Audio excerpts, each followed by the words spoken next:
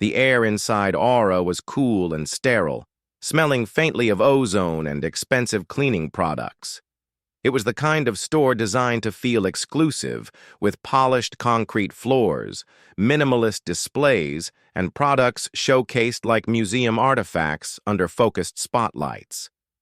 A new smartwatch, the Aura Sphere 7, lay nestled on a velvet pedestal, its liquid crystal face shimmering with 1,000 phantom colors. This was what David Sterling had come to see. He was dressed in a simple, well-worn gray hoodie, faded jeans, and a pair of scuffed Timberland boots. It was his Saturday uniform, the clothes he wore to wash his car or walk his dog, the clothes that made him feel anonymous, normal. Today, however, they seemed to render him invisible in a different way. He'd been standing by the display for 10 minutes, and not a single employee had approached him. They floated past, their gazes sliding over him as if he were a piece of uninteresting furniture. Finally, a young salesman whose name tag read Kevin detached himself from a conversation with a colleague. He sauntered over, a look of profound boredom on his face. "Can I help you with something?" Kevin asked, his tone flat. He didn't make eye contact, instead inspecting his own fingernails. "Yeah, I've got a few questions about the Sphere 7. David said, his voice calm and friendly. Kevin's eyes flickered to the watch, then back to David's hoodie. A small, almost imperceptible smirk touched his lips. "It's our top-of-the-line model. Fully integrated biometric suite, satellite connectivity, titanium casing. It's $1,200. He said the price like a warning, a password to a club David couldn't possibly afford to join. "I know the price," David said, his patience beginning to fray. "I was more interested in the processor's clock speed and the real-world battery life under heavy GPS and data usage. The specs online are a bit vague." Kevin blinked, the technical question clearly outside his script. He fumbled for a moment. It's really good. The battery lasts a long time." "How long is a long time?" David pressed gently. "If I'm running a marathon tracking my heart rate, location, and streaming music, will it last the full 5-6 hours? The question hung in the air, an unwelcome complication. Kevin's face tightened with irritation. He was about to offer another non-answer when a sharp, commanding voice cut through the quiet hum of the store. "Kevin, is there a problem here?" A woman in her late 40s, with a severe blonde bob and a suit that looked more like armor, strode towards them. Her name tag identified her as Carol, store manager. Her eyes, the color of chips of ice, swept over David, cataloging his worn clothes, his dark skin, his presence in her pristine store. The assessment was instantaneous and absolute. He was a problem. "No problem, Carol," Kevin said, relieved to be rescued. "This gentleman was just asking some questions about the Sphere." Carol dismissed Kevin with a flick of her wrist and turned her full, undivided attention to David. The smile on her face was thin and brittle, a mere contortion of her lips that didn't reach her eyes. "The Sphere 7 is a very sophisticated piece of equipment," she began, her voice dripping with condescension, as if she were explaining quantum physics to a toddler. "Perhaps one of our more accessible models would be a better fit?" She gestured vaguely towards a display of cheaper, plastic-cased fitness trackers near the back of the store.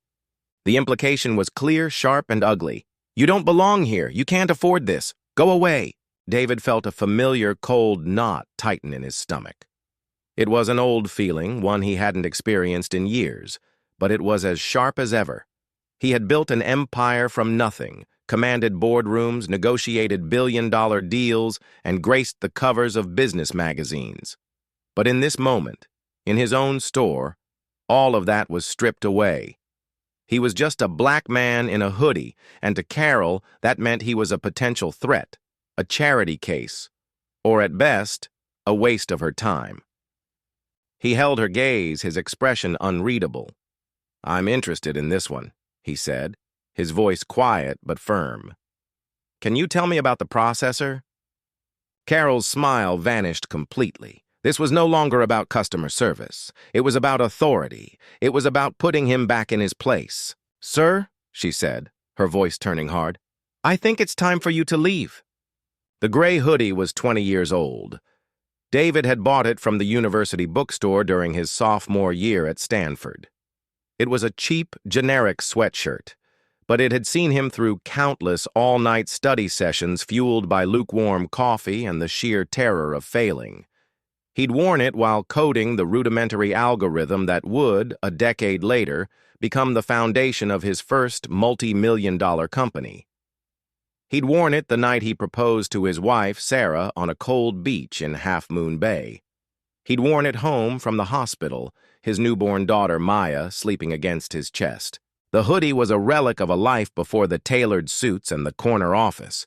It was a reminder of the hunger, the struggle, and the climb. When he wore it, he wasn't David Sterling, CEO of Sterling Innovations, the tech titan. He was just Dave. That morning, he'd pulled it on in the pre-dawn quiet of his sprawling home in a leafy Chicago suburb. His closet was a walk-in cathedral of bespoke tailoring, but he bypassed it all for the familiar comfort of faded cotton. Sarah was still asleep, the faint rhythm of her breathing a soothing presence in the room. He'd looked out the window at the perfectly manicured lawn, the fleet of expensive cars in the driveway, and felt the familiar pang of dislocation. This life was his. He'd earned it. But some days it still felt like a costume. The acquisition of Aura Consumer Electronics 6 months ago had been a strategic move, but also a personal one. Sterling Innovations was a B2B behemoth, specializing in enterprise software and cloud infrastructure. They were profitable, powerful, but sterile. Aura was their first major foray into the consumer world. The brand was struggling, its stores losing money, its reputation tarnished by a culture of elitism that alienated more customers than it attracted. Pundits called it a risky bet, but David saw something else. He saw the core of good technology, the ghost of an innovative brand that had lost its way. More importantly, he saw the stores, many of them located in urban centers and gentrifying neighborhoods, places like the one he was heading to today, places like the one he grew up in. He'd spent his childhood in a cramped apartment on the south side of Chicago. The local electronics store wasn't a sleek, minimalist Aura. It was a cluttered, chaotic shop run by a man named Mr. Chen, who would let a 10-year-old David spend hours fiddling with spare parts and broken circuit boards. Mr. Chen never asked if he could afford anything. He just saw a kid with a spark in his eyes and nurtured it. He'd given David his first soldering iron and a dog-eared copy of Getting Started in Electronics. That small act of kindness, of seeing potential instead of a problem, had changed the trajectory of David's entire life. That was what a store should be. A place of discovery, of accessible expertise, of human connection. Not a temple of judgment where gatekeepers like Carol decided who was worthy. He had decided to do a series of undercover visits to the newly acquired Aura stores. It was a textbook management technique, but for David, it was more than that. He needed to feel the company's pulse at its most fundamental level, the interaction between an employee and a customer. He needed to see if the soul of the company was salvageable.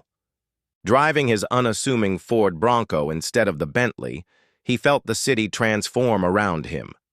The wide, tree-lined boulevards of the suburbs narrowed into the dense grid of the city. The architecture shifted from stately homes to brick and glass high-rises, and then to the older, grittier buildings of the neighborhood where the flagship Aura store was located. He parked a few blocks away and walked, feeling the rhythm of the street. It was a neighborhood in transition, a mix of old bodegas and new artisanal coffee shops, of longtime residents and newly arrived young professionals. It was exactly the kind of market Aura needed to win over. As he pushed open the heavy glass door of the store, he wasn't a CEO conducting a site visit. He was Dave, a guy in a hoodie looking for a birthday present for his daughter, Maya. She was turning 16 next week and had her heart set on the Sphere 7. He wanted to see the experience through the eyes of any other father from the neighborhood who might walk in, hoping to buy his child something special. He had wanted to be impressed. He had hoped to find a spark of that old Mr. Chen magic. Instead, he found Kevin and his bored disdain. He found Carol and her icy appraisal. The cold knot in his stomach wasn't just anger. It was a profound, aching disappointment. This wasn't just a failing store. It was a betrayal of everything he believed technology and retail should be. It was a place that would have turned away a 10-year-old version of himself without a second thought. And for David Sterling, that was an unforgivable sin. "Leave?" David repeated, his voice dangerously soft. The word hung in the sterile air between them. "Why would I do that?" Carol's expression hardened. She crossed her arms, a gesture of immovable authority. "We reserve the right to refuse service to anyone. You're being disruptive." "Disruptive?" David glanced around the nearly empty store. A young couple was looking at headphones on the far wall, oblivious. Kevin was now pretending to rearrange a display of charging cables, studiously avoiding their direction.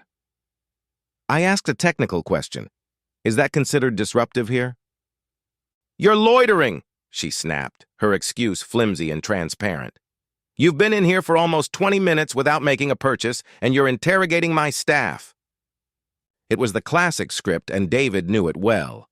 When the quiet insinuation doesn't work, escalate to baseless accusations. Create a narrative where the victim becomes the aggressor. He felt a surge of hot anger, the kind he hadn't let himself feel in a professional context for over a decade. He wanted to pull out his phone, call the COO, and have this woman fired on the spot.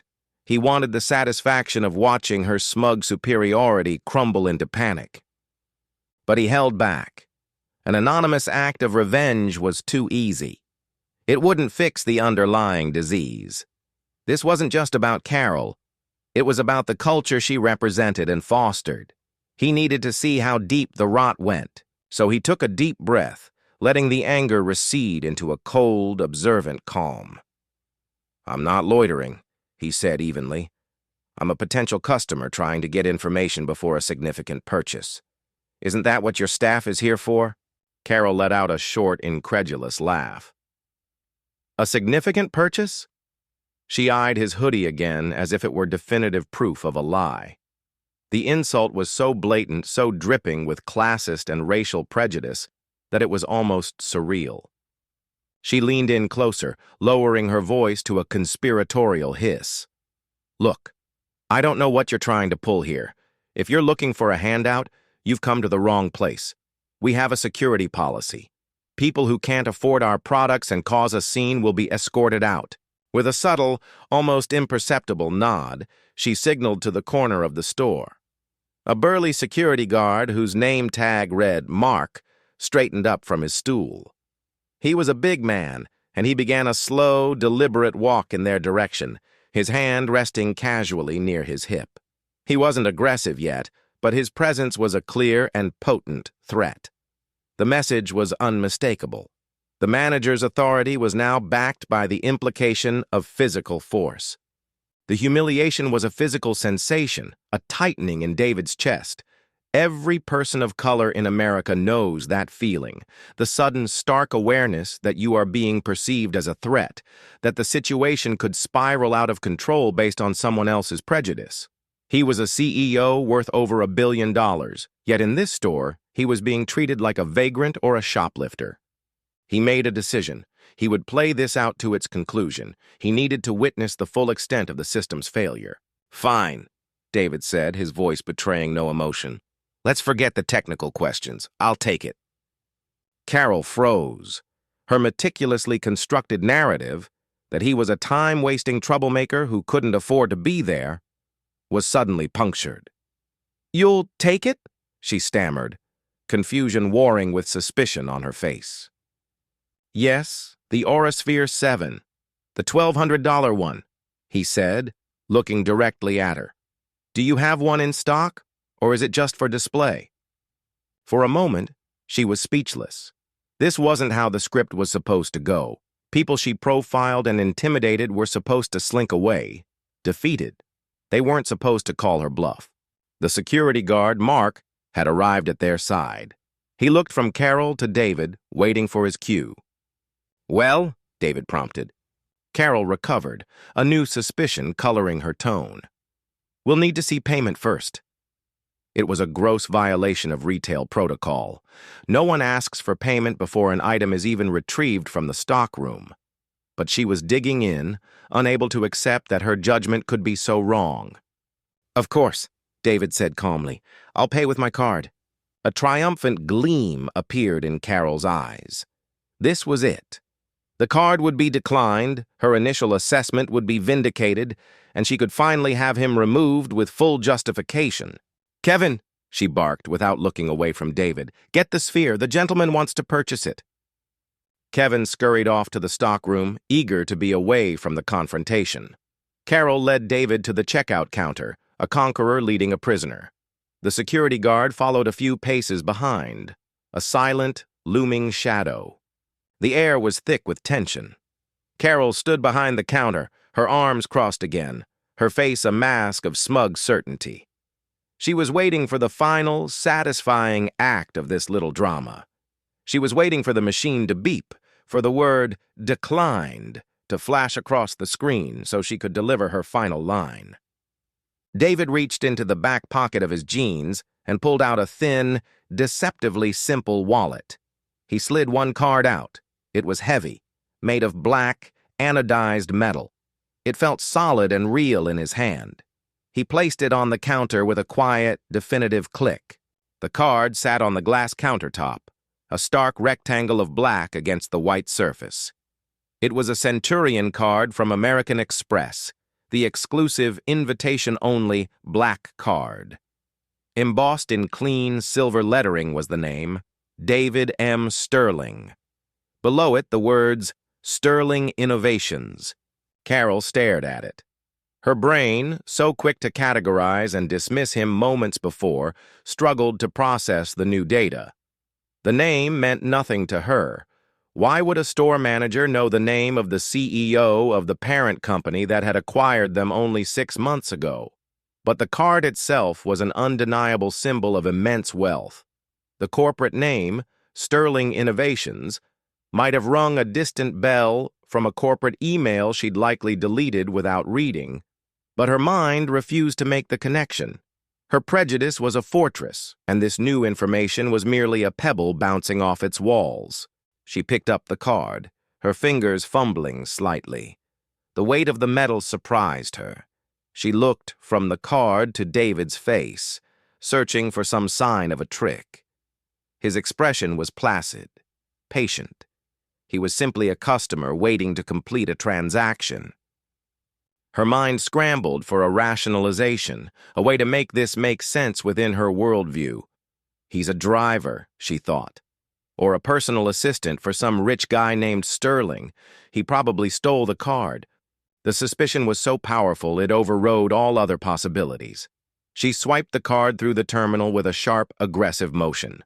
The machine beeped its approval almost instantly. Transaction approved, $1,196 dollars after tax. There was no "declined" flashing on the screen, no vindication, just a quiet electronic confirmation that this man, this problem she was so eager to eject, had effortlessly paid for the most expensive item in her store. A flicker of uncertainty crossed her face, quickly masked by a return to her default setting of cold professionalism. She printed the receipt and slid it across the counter with the card. "Sign here," she said, her voice clipped. David signed the slip with a smooth, practiced signature. As he did, Kevin returned from the stockroom, holding a sleek white box. He placed it on the counter, still avoiding eye contact with David, and pushed it forward. The entire interaction was suffused with a thick, awkward silence. The power dynamic had shifted, but no one knew what the new rules were. The security guard, Mark, still lingered nearby, looking utterly confused. He had been ready to remove a vagrant, and now he was witnessing a major sale. Carol, for her part, was visibly flustered. Her authority had been challenged and, in a way, subverted, but she didn't understand how or why. David picked up the box. He looked at it, then at Carol. "Do you offer gift wrapping?" he asked, his voice neutral. The simple, mundane question seemed to throw her more than anything else. "What?" "Gift wrapping. It's a birthday present for my daughter," he explained. "She's turning 16. The mention of his daughter, of a normal family celebration, was another piece of data that didn't fit her profile. It humanized him in a way she had been actively resisting. Yes. It's $5 extra," she mumbled, sounding flustered for the first time. "That's fine," David said. He took another bill from his wallet, a crisp 50, and placed it on the counter. "For the wrapping and for your time." The gesture was ambiguous. Was it a genuine tip, or was it a final, subtle assertion of power, a quiet mockery of her earlier assumption that he couldn't afford to be there? Carol stared at the $50 bill as if it were a scorpion. She didn't know how to react. Taking it felt like admitting defeat. Refusing it felt like escalating a conflict she no longer understood.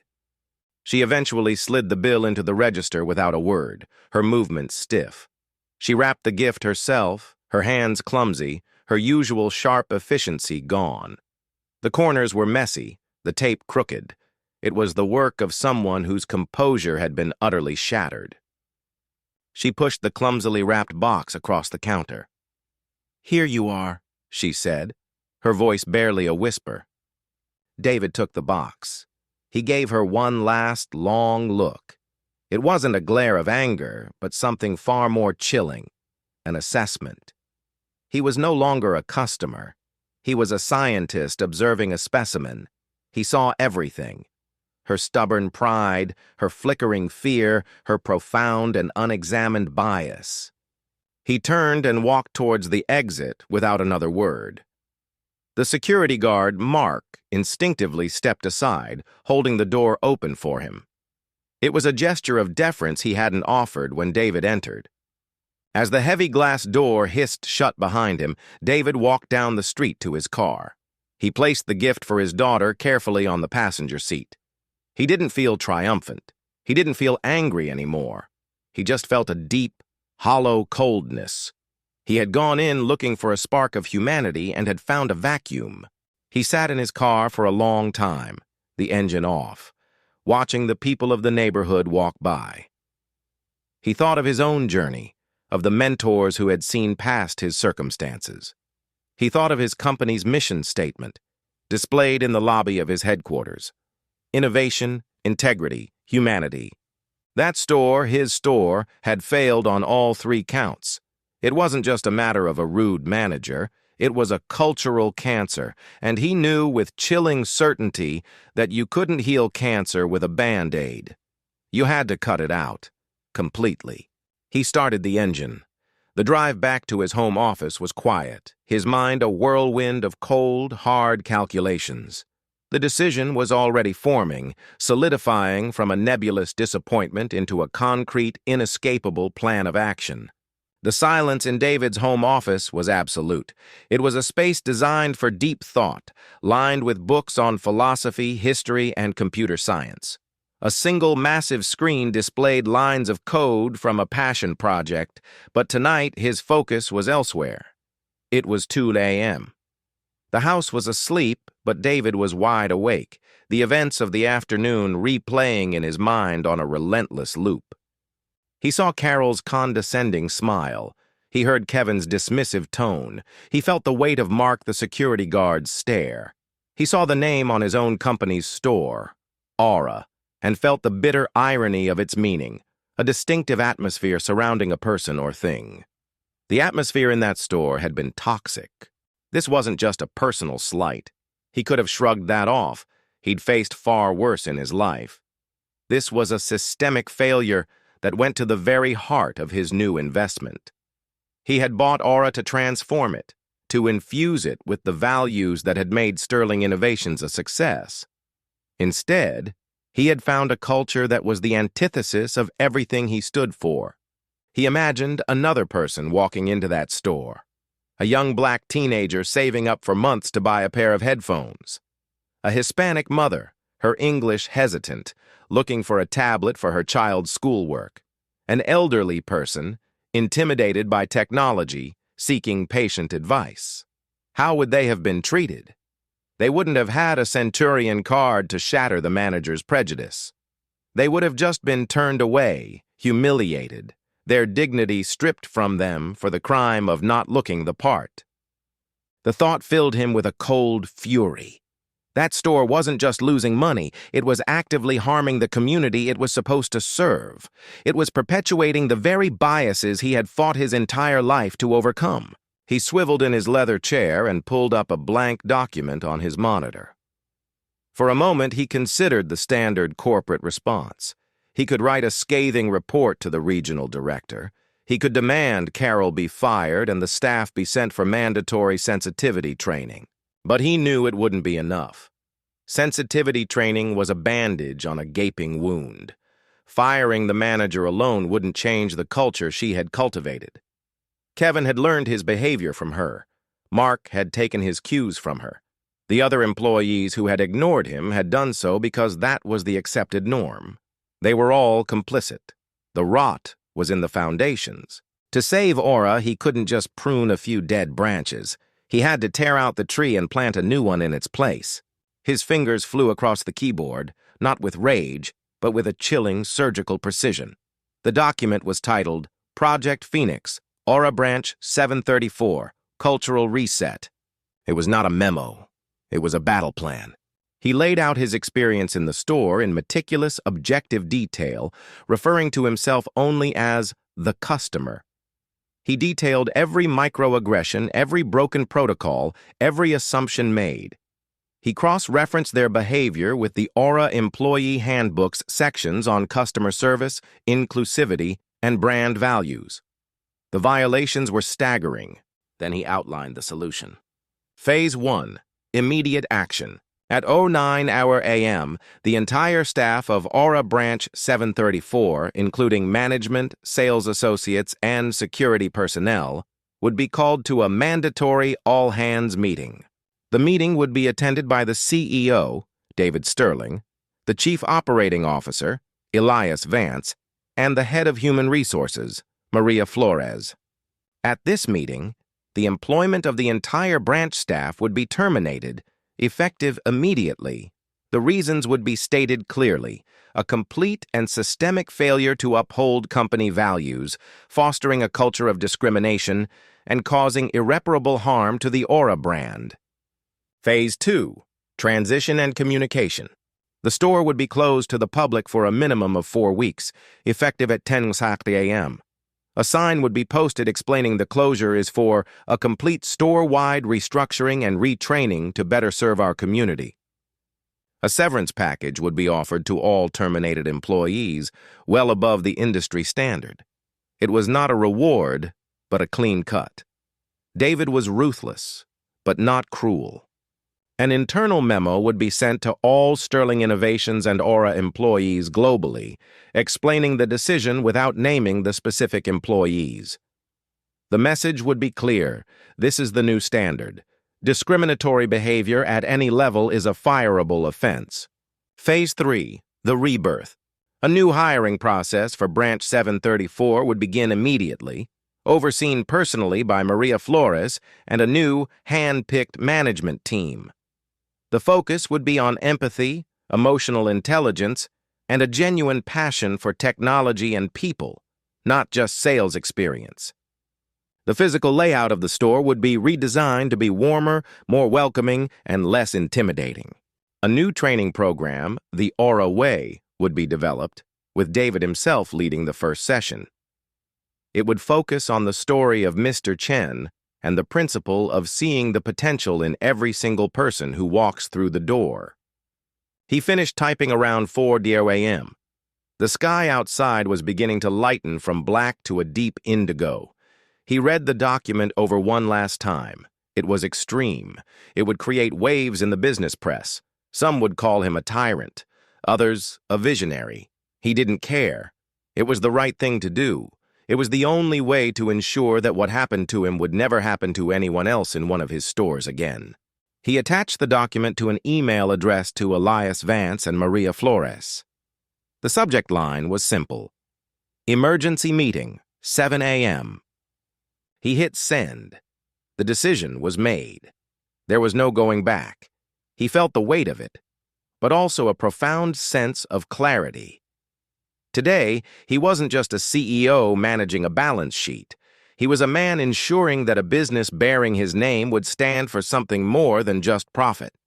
It would stand for dignity.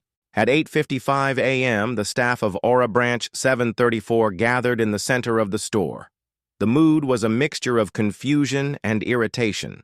An all-hands meeting on a Sunday morning, called with less than an hour's notice, was unheard of. Carol stood at the front, projecting an air of annoyed importance. She had smoothed her blonde bob and wore her sharpest suit. She assumed the meeting was about sales numbers or a new corporate initiative she hadn't been briefed on. She shot a glare at Kevin, who was slouching near a display of virtual reality headsets. "Stand up straight," she hissed. "Corporate is here." The automatic glass doors slid open with a quiet whoosh. 3 figures entered. The woman in the center, Maria Flores, was instantly recognizable to Carol as the company's head of HR from corporate headshots. The man to her right, Elias Vance, the COO, was a legend, a stern, powerful figure known for his operational genius. But it was the man who walked slightly ahead of them that made the blood drain from Carol's face. He was tall and broad-shouldered, wearing a dark navy suit that was so perfectly tailored it seemed molded to his frame. His shoes shone under the store's spotlights. His face was calm, his gaze sweeping across the assembled staff with an unnerving intensity. It was the man from yesterday, the man in the gray hoodie. Carol felt a wave of nausea so powerful she swayed on her feet. Her mind reeled, trying to reconcile the image of the man she had dismissed and threatened with the titan of industry standing before her. The black card, the corporate name, Sterling Innovations, David M. Sterling. The name suddenly clicked into place with the force of a gunshot. "Oh, God!" The recognition dawned on Kevin's face a moment later, his jaw dropping in slack-jawed horror. Mark, the security guard who was standing by the door, seemed to shrink into himself, his eyes wide with disbelief and fear. David Sterling stopped in the center of the room. Elias and Maria stood slightly behind him, their expressions grim and unreadable. The silence was absolute. The faint hum of the store's electronics was the only sound. David's eyes found Carol's. There was no anger in his expression, no triumph. There was only a profound, bottomless disappointment that was somehow far worse. "Good morning," David began, his voice calm and resonant, filling the cavernous space. It was the same voice from yesterday, but now it carried an undeniable weight of authority. "For those of you who don't know me, my name is David Sterling. I am the CEO of Sterling Innovations, the parent company of Aura." A collective gasp went through the small crowd. "I called this meeting because of an experience I had in this store yesterday," he continued, his gaze still locked on Carol. "I came in as a customer. I wanted to buy a birthday present for my daughter. I was dressed in a hoodie and jeans, and I was treated not as a customer but as a problem to be managed." He didn't need to raise his voice. His words were precise, each one landing with the force of a hammer blow. He recounted the entire experience, not with emotion, but with the cold, factual clarity of a courtroom prosecutor. "I was ignored by the sales staff," he said, glancing at Kevin, who looked like he was about to be physically ill. "When I was finally acknowledged, my ability to afford the product was questioned. When I asked for technical specifications, I was met with ignorance and then condescension." He looked directly at Carol now. "I was told by the store manager that I was disruptive, that I was loitering. She suggested I might be looking for a handout. She profiled me, judged me, and ultimately asked me to leave her store." He paused, letting the weight of the accusation settle. Carol's face was ashen. She opened her mouth to speak, to apologize, to explain. But no words came out. What could she possibly say? She then summoned security, David went on, his gaze shifting to Mark, who was now staring at the floor, his face burning with shame. To have me physically removed, all for the crime of wanting to buy a watch while looking a certain way. He took a step forward. This isn't about my hurt feelings. This is about a fundamental systemic poison in the culture of this store. A culture where you judge a person's worth by the clothes they wear, the color of their skin, or the assumptions you make about their bank account. A culture that is the polar opposite of everything Aura and Sterling Innovations stand for. He looked around at the entire staff. Some of you were actively hostile, others were passively complicit. You saw how I was being treated and you did nothing. You let it happen. In a healthy culture, someone would have stepped in. Someone would have said, "This is wrong." No one did, which tells me the sickness is not limited to one or two individuals. It is the culture of the entire branch. He took a deep breath. This was the moment. Therefore, under the Cultural Reset Initiative known as Project Phoenix, I am announcing that as of this moment, this branch is closed. It will remain closed for at least 1 month for a complete overhaul, restructuring, and rebuilding of its team and its mission. He let that sink in. Then he delivered the final, devastating blow. And as of right now, he said, his voice dropping to an almost quiet intensity, the employment of every single person in this room is terminated, effective immediately. A stunned silence, then chaos. Someone cried out. Another swore under their breath. Carol finally found her voice, a desperate, cracking plea. "Mr. Sterling, please, I didn't know. If I had known who you were—" David held up a hand, cutting her off. "That is the entire point, Carol," he said, his voice laced with ice. "It should not matter who I am. Whether I am the CEO in a suit or a father in a hoodie, my dignity as a human being should be a given. Your apology isn't for your behavior. It's for the fact that you got caught disrespecting the wrong person." He turned away from her, his dismissal absolute. "Maria Flores and her team from HR will now escort you one by one to retrieve your personal belongings. You will be provided with a generous severance package. We are not interested in punishing you. We are interested in fixing a problem you created. Your services are no longer required." He had reclaimed his power not with a shout, but with a quiet, surgical execution. It was calm, it was devastating, and it was final. He turned and walked towards the door, Elias and Maria following. He didn't look back. He had cut out the cancer. Now, it was time to heal the wound. The story exploded. Within hours, a leaked cell phone video of David's speech, shaky and muffled, was spreading across social media like wildfire. The headline was irresistible. "Billionaire black CEO goes undercover in his own store, fires entire staff after racist treatment." The fallout was immediate and polarizing. On one side, thousands lauded David as a hero. He was a champion of the common person, a leader who held his company to a real ethical standard. Memes were created. David's face next to the caption, "Be careful who you disrespect. They might own the building." People shared their own stories of being profiled and mistreated in retail stores, creating a viral movement under the hashtag Die Aura of Respect. On the other side, the critics were just as loud. Business publications questioned the draconian and impulsive nature of his actions. They called it a PR stunt, a reckless move that punished low-level employees for a manager's mistake.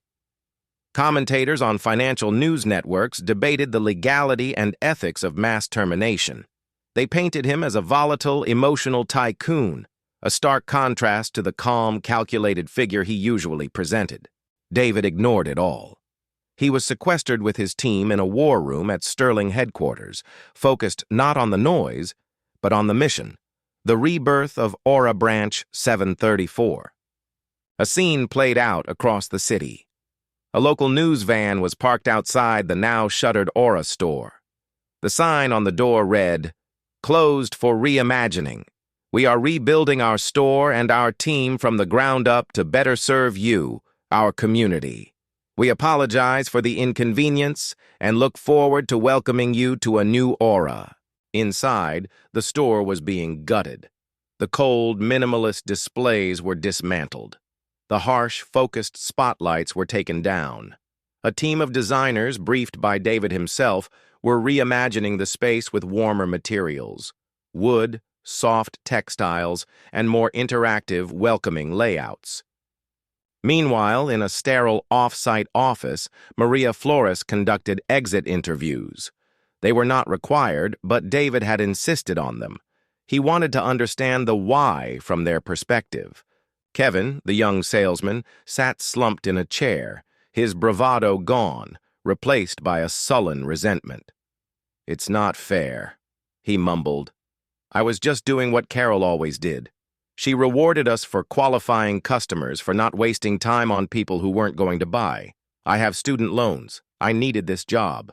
Mark, the security guard, was more reflective, his face etched with genuine regret. "I knew it was wrong," he told Maria, his voice low. "I saw the guy. He was polite. But my job... You learn to just back up the manager. You don't make waves. I saw Ms. Davis give him the nod, and I did what I was told. I've got 2 kids at home. I wish I'd spoken up, I really do." Carol refused the exit interview. She collected her severance paperwork in silence, her face a hard, impenetrable mask. Her lawyer had already been in contact, threatening a wrongful termination lawsuit, citing discrimination against her. It was a hollow threat, and she knew it. The evidence against her was overwhelming. David had seen her not in an office, but on her battlefield, and had recorded her every move in his mind. Her regret, it seemed, was not for her actions, but for her spectacular, career-ending miscalculation. Back at Sterling Innovations, the hiring process for the new store began. The job posting was unconventional. It listed high emotional intelligence and inherent belief in human dignity above previous sales experience. The applications poured in by the thousands. David himself sat in on the final round of interviews for the new store manager. He wasn't looking for a sales shark. He was looking for a Mr. Chen. He found her in a woman named Alicia Vance, a former high school teacher who had switched careers to retail because she loved technology and helping people understand it. She was sharp, warm, and her eyes lit up when she talked about making technology accessible to everyone, especially older people and kids. During the interview, David asked her a simple question. A teenager comes in wearing torn jeans and a hoodie. He spends an hour looking at the most expensive drone in the store and doesn't ask any questions. Your staff is busy. What do you do? Alicia didn't hesitate. I'd go over myself, she said. I wouldn't ask if he needed help because that can sound like, are you going to buy something? I'd just start talking about the drone. The camera on this thing is incredible, isn't it? I saw a video someone shot with it over Lake Michigan. It was stunning. I'd share my own enthusiasm. I'd make a connection not as a salesperson to a customer, but as one human who thinks this stuff is cool to another. Maybe he's saving up. Maybe he's just dreaming. It doesn't matter. For that hour, my store is his store. David smiled, a genuine, unburdened smile. He had found his new foundation. He extended his hand. Alicia, welcome to Aura. 2 months later, the doors of Aura Branch 734 reopened. The grand reopening was a quiet affair, with no press event or corporate fanfare. The only announcement was a simple sign on the door that morning. Welcome back. Come see the new Aura. The transformation was stunning. The cold concrete floors were replaced with warm, light-colored wood. The harsh spotlights were gone, replaced by soft, ambient lighting. The products were still displayed beautifully, but now they were accessible, inviting customers to touch and interact. In the center of the store, where David had been confronted, there was now a community hub, a comfortable seating area with charging stations, a coffee machine, and a large workbench where staff could host free workshops on everything from smartphone photography to setting up a smart home. The new staff was a vibrant reflection of the neighborhood itself, a diverse group of people of all ages, backgrounds, and ethnicities. Their uniform was a simple dark blue polo shirt with a small embroidered Aura logo. The guiding principle of their training, the Aura way, was simple. See the person, not the profile. On a crisp autumn afternoon, a week after the reopening, David Sterling parked his Ford Bronco a few blocks away. He was wearing the same gray hoodie, the same faded jeans. He walked to the store, his heart beating a little faster than usual. This was the true test. He pushed open the glass door. The air inside was warm and smelled faintly of fresh coffee. Music played softly from a high-fidelity sound system. A few customers were browse, and several staff members were engaged in animated, friendly conversations with them. He walked over to the smartwatch display. It was redesigned, with the watches on open-angled stands, easy to pick up. He saw the new Aura Sphere 8, an upgrade from the model he'd bought for Maya. Before he could even examine it closely, a young woman approached him. Her name tag read Sonia. She had a bright, genuine smile. "Hi there," she said, her tone warm and welcoming. "That's the new Sphere 8. The battery life on it is unreal. Are you a runner by any chance?" David was momentarily taken aback by the direct, friendly engagement. "I am, actually," he said. "Awesome," Sonia said, her enthusiasm palpable. "I used it for the Chicago half marathon last month. I had my GPS, heart rate, and a playlist going the whole time, and I still finished with over 60% battery. The processor is way more efficient than the 7. She had answered his original question without him even having to ask it. She saw a man looking at a high-performance watch and engaged him on that level, with shared experience and genuine knowledge. There was no judgment in her eyes, no appraisal of his clothes, just an open, human connection. David felt a profound sense of relief wash over him, so powerful it almost buckled his knees. This was it. This was the spark he had been looking for. That's really impressive," he said, his voice thick with emotion. "Right?" she grinned.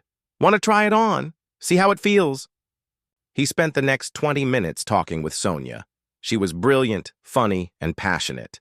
He learned she was a computer science student at the local university, paying her way through school with this job. She reminded him of himself at that age. Finally, he said, "I'll take it." He paid at the counter, using a personal credit card this time. As the transaction completed, the store manager, Alicia, walked over. "Everything good, Sonia?" she asked, before turning to David with a warm smile. "I hope you enjoy the watch. It's a fantastic piece of tech." "I'm sure I will," David said, looking from Alicia to Sonia. "You have a great team here." "I'm the lucky one," Alicia replied. "I get to work with people like Sonia every day." David left the store with his new watch, but the purchase felt secondary. He walked out into the crisp afternoon air and looked back at the glass front of the store. He saw his own reflection, a man in a simple gray hoodie. But inside, he could see Alicia, Sonia, and the rest of the team, creating a space that wasn't just about selling electronics, but about fostering dignity. He had torn down the old Aura to its foundations, not out of malice, but out of a fierce, protective love for what it could be. And now, watching it breathe with a new, vibrant life, he knew he had made the right choice.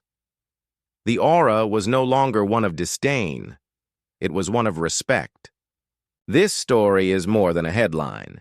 It's a reflection of 1,000 quiet indignities that happen every day in spaces that should be open to all. It's about the power of leaders to choose between protecting a flawed system and having the courage to tear it down and build something better.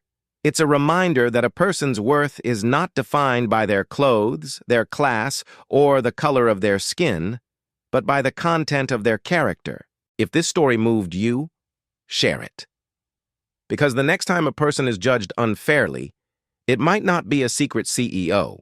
It might be your father, your sister, your friend. It might be someone you know.